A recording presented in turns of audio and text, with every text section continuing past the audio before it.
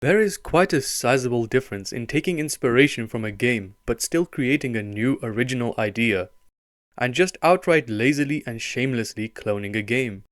The line between inspiration and imitation is getting thinner and thinner as the gaming industry grows in size.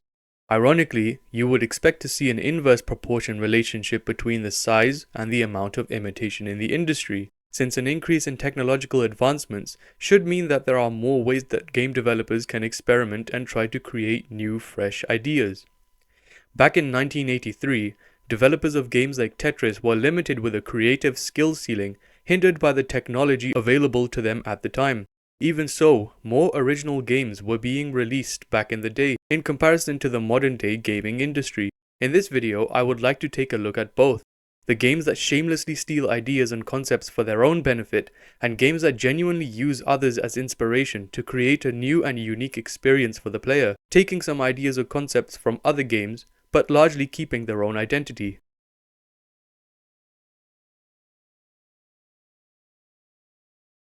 So what actually is inspiration? When we think of inspiration, you might think of certain role models in your life who inspired you to be more like them, but at the end of the day, you yourself would still be a unique and different person, one with your own identity. Similar to inspirations in the real world, game developers often see other games that they might be big fans of, or they just like certain things that the game does. They might be inspired to use some of those ideas or concepts in their own game, creating two separate identities while paying homage to the very thing that inspired them to do so. An example of these would be the Uncharted series, that take inspiration from the Tomb Raider series. The Tomb Raider games were 3D step platformers, first released in 1996, and were a major success.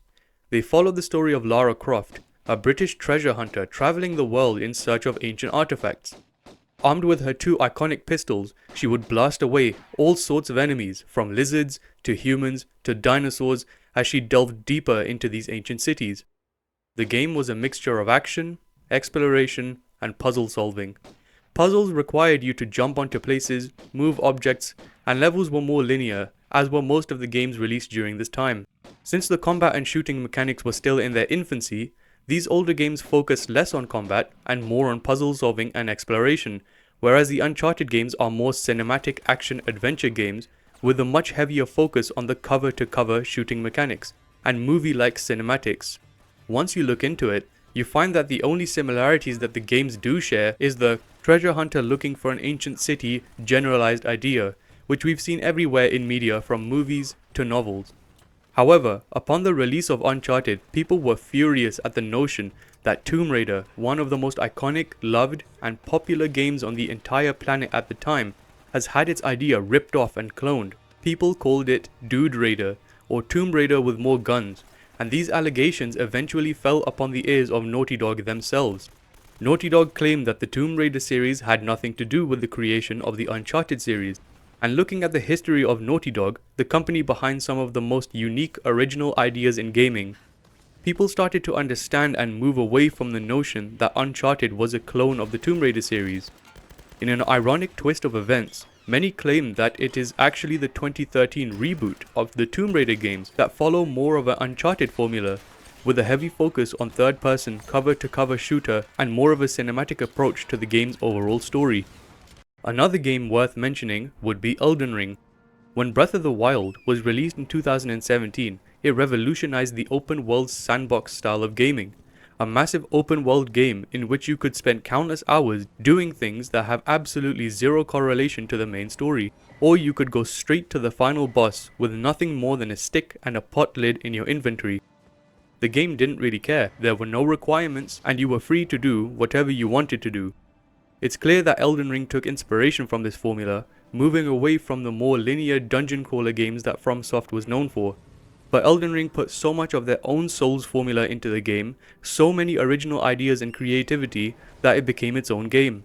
Its own identity, which is completely fine to do, it's the right thing to do, and it's what allows the game development community to build upon one another's ideas. These indirect collaborations are the reason behind the advancement of games in the recent years. While talking about the Souls games, I'd like to briefly mention the Souls-like gaming genre. These have generated countless clones, adopting the Souls-like formula. Some of these games fail horribly, and some of these games actually end up doing quite well. But most of these games go unnoticed since they're, well, clones. Nothing new is offered to the player, and it's just the same old formula done by developers who aren't the best at what they do. They're not from software. However, it is difficult to say if these are clones, since it's widely accepted that the Souls-like gaming genre does indeed have a life of its own. One could compare these to first-person shooter games like Call of Duty and Battlefield. They're both FPS games, but they're not clones of each other by any means. The Souls area of the gaming industry is complicated to say the least, but one thing is for sure, they do what clones do best, and they leave little to no room for innovation and creative original ideas. Other games that have utilized inspiration would include Spider-Man and its combat system taking inspiration from the Batman Arkham games, Resident Evil and the creation of stalker-like enemies, Outlast and the survivor-only concept, and the list goes on. Unfortunately, there are games that outright plagiarize other games too, stealing and plagiarizing for their own benefit.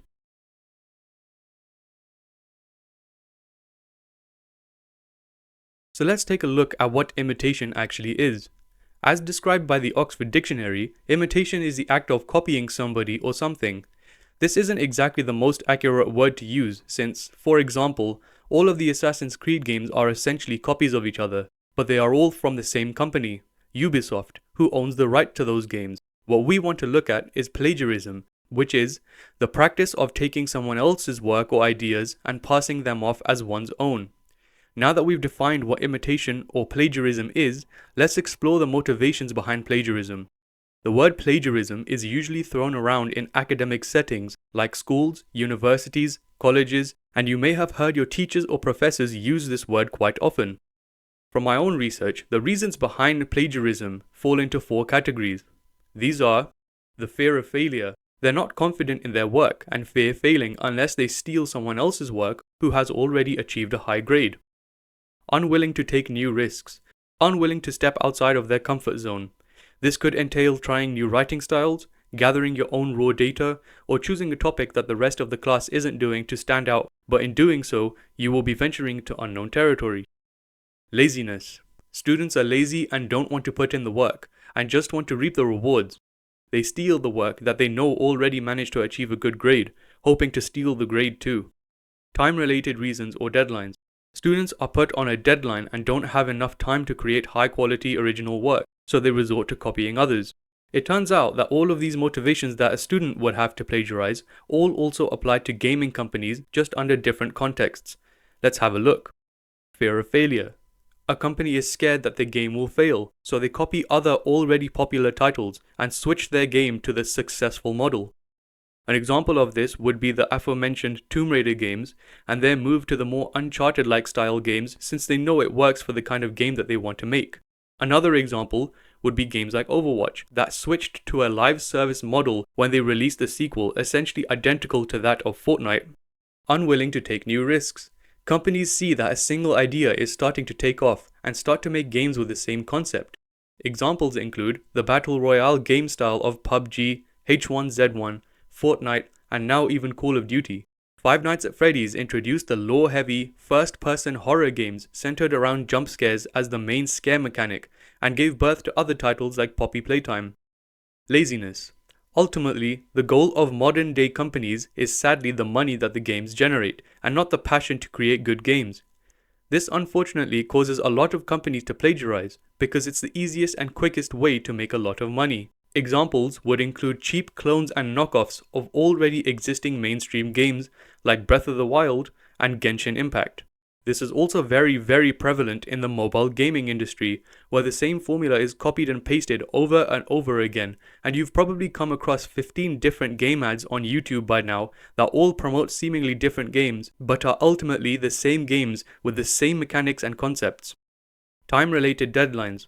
This is becoming more and more common in modern day gaming, since more companies are turning to crunch culture factories, urging game developers to spit out a complete AAA game every 2 years with nothing more on their mind than corporate greed. As the deadline nears and the game is nowhere close to being finished, game developers unfortunately have no choice but to look at already existing games for ideas, or to publish an unfinished buggy game. Now that we've seen what plagiarism is and the motivation behind plagiarizing in the game industry, let's take a look at some more examples in more detail.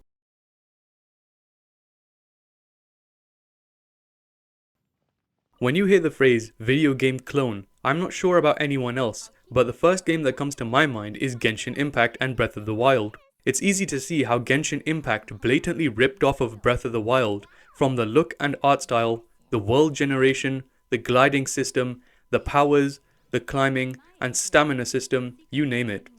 And in doing so, Genshin Impact has currently till date made over $4 billion in revenue, whereas Breath of the Wild, having 31 million copies sold, and since Nintendo game prices don't really change over time, we can assume a constant price of about £60 for each sale, that would equate to approximately £1.8 billion. Yeah, the rip-off game has made more than double than that of the original. Another example of copycat games that you might not know about is Angry Birds, which shares an uncanny resemblance to the game Crush the Castle, in which you use a trebuchet on the left side of your screen to knock over a castle made of beams and other materials on the right side of your screen. Sound familiar? We all know and have heard of Angry Birds, yet there is not much fame or acknowledgement for Crush the Castle. Very sad and wrong if you ask me. And this is exactly why plagiarism sucks. Not only does it not give the original owner credit and these scam artists who plagiarize millions and billions in profit, but it also kills the passion and drive, the incentive that the original developers of the games that made it had. If another company is going to copy my idea and get the praise and the money for it, why should I even try?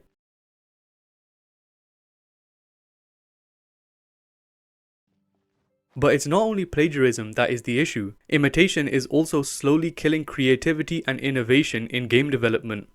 Let's take a look at Assassin's Creed for example. When the first games came out, they were bolstering new, fresh ideas, gameplay, interesting stories, and cool characters.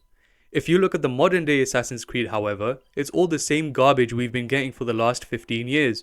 Same game, same concepts, same music. There's a couple of differences here and there after every 3 to 4 installments, but otherwise they're all just copy and pastes of one another. Assassin's Creed is corporate greed personified, an amalgamation of projects created simply for the money that they are able to generate, pinning all hopes and dreams on the name and recognition of the games rather than working on the games themselves. Speaking of corporate greed, this brings me on to FIFA. These games give me actual brain damage. And no, it's not only because the greedy, money-hungry scammers over at EA are behind this game, it's just because the games absolutely suck and are single-handedly killing innovative game development in the industry. They are literally the exact same game every single year.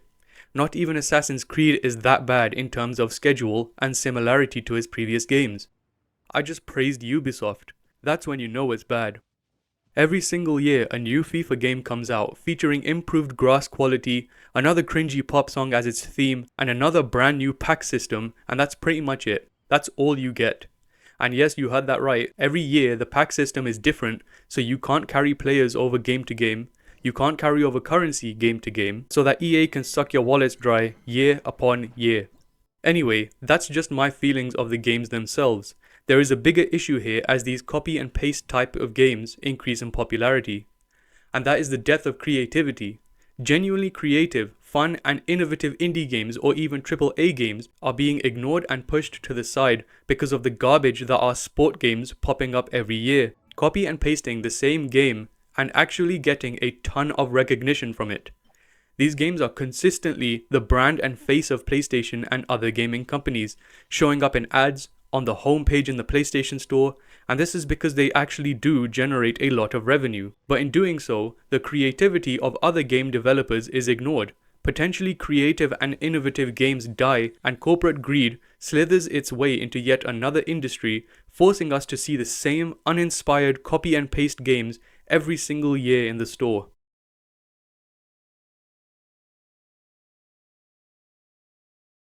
It's a delicate art. Finding the balance between imitation and originality, being able to create something new from an inspiration. I'm not saying by any means that games shouldn't use ideas from one another to develop games. That's how we got some of the best games on the planet right now. Almost every FPS used the fundamentals that Doom laid out for the genre. Grand Theft Auto 3 was the first true open-world sandbox experience and paved the way for many others in its wake. What I am saying is that outright plagiarism or imitation, be that of your own games or someone else's, is corrupting the gaming industry. It's plaguing the developers and turning them away from making new innovative projects that could be exceptional. But either they think that their games will be cloned and the fruits of their labor go to someone else, or it's because corporate greed won't allow them to, since every company only wants to see the sales numbers go higher and higher. This is the exact reason AAA games are losing support and indie games are starting to build steam in the gaming industry. A small group of developers passionate about what they do, not too concerned with the money and numbers, with little to no time constraints can come together and make great games.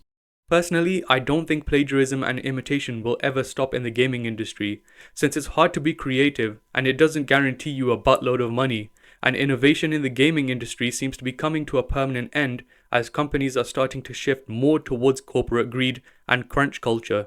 Anything original that we do get nowadays is either going to be ignored or has been plagiarized unbeknownst to the players and the community.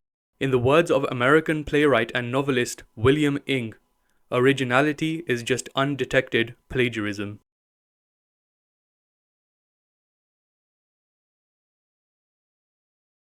Thanks for watching this video. If you enjoyed, please leave a like, subscribe, or comment down below.